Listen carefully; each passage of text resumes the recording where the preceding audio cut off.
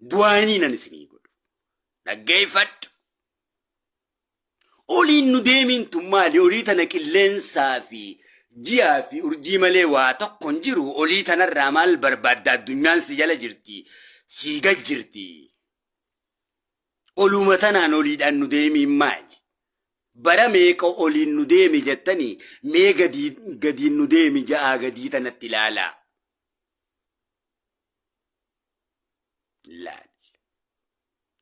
Faranjiin tun ol deemtee osoo hin taane gadi deemteeti daa'iman diidachii keessaa baafte afaan Oromooti.